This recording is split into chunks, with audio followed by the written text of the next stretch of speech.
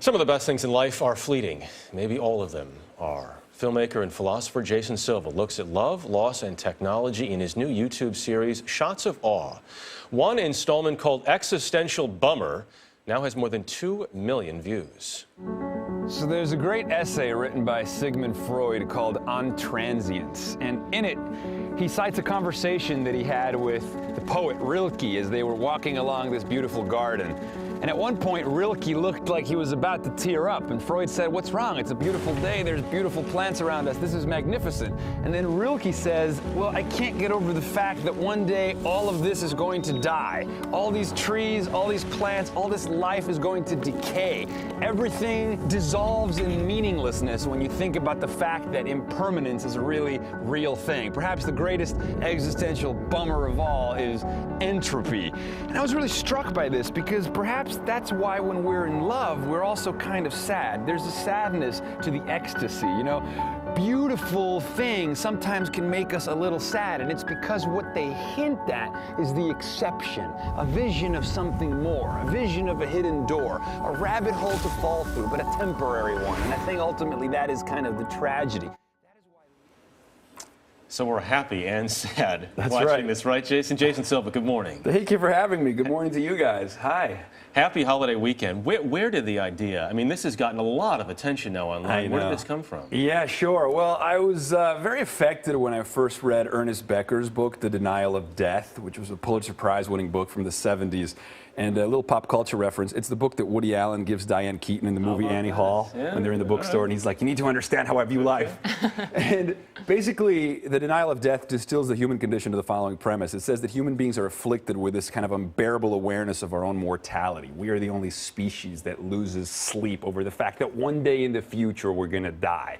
So with our minds, we can kind of ponder the infinite, yet we're housed in heart-pumping, breath-gasping, decaying bodies. And it's the absurdity of that juxtaposition. So well put. Right, this is his words. So the absurdity of that juxtaposition imbues even our greatest ecstasies with a little bit of sadness.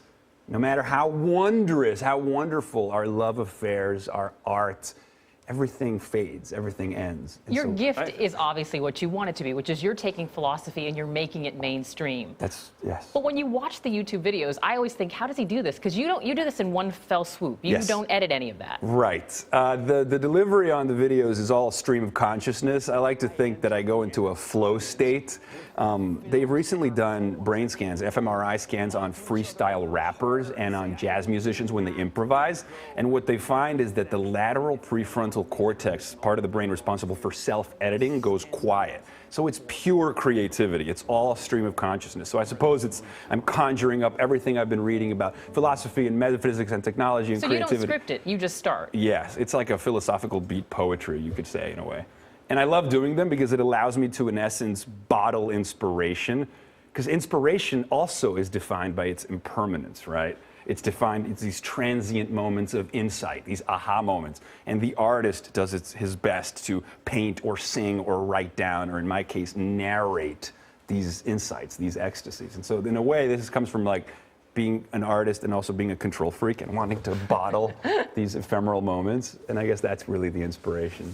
So Brain Games, your show, that's right, is on National Geographic. Correct. New season coming up. January. What should we expect? You're going to expect a lot more brain hacks, and we're going to blow your minds.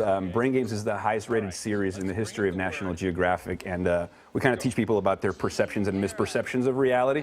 And I think what's amazing about that is that you come to realize that everything you perceive is ultimately representation. You receive limited signals through your instruments, through your senses, and then your brain kind of fills in the blanks. It makes inferences about reality all the time. So reality has really comes to be seen as a kind of co-production. You bring to it your expectations, preconceptions, nuances and subtleties, and so it's kind of a cool takeaway. You're a very busy guy between National Geographic and YouTube, and as we mentioned, Brain Games. Yes. What is the overall message you want people to walk away with? Because I feel like you have a very strong platform. Yes. And you want people to see the beauty in everyday life. So I'll tell you what it is. I'm interested in awe. There was a study out of Stanford on the subject of awe, where they defined awe as an experience of such perceptual vastness or such perceptual expansion, like seeing the Grand Canyon for the first time or the movie gravity on IMAX 3D, that the experience is so vast that you have to reconfigure, reset your mental models of the world in order to assimilate the experience. And it turns out that every time you have that, you have an awe experience, you're left with residual feelings of well-being, altruism, and compassion. So blowing your own mind with inspiration makes you a nicer person. So that's a currency I'm interested in trading in. That's what happens to me after family leaves for Thanksgiving. Pure awe. There's a reconnection process. Well, it's a rebasing. Thank you for joining us this morning and blowing our minds. Thank you, Really guys. appreciate Thank you it. for supporting Shots of Awe, man. Thank you. Thank Awesome. you. Thanks, man.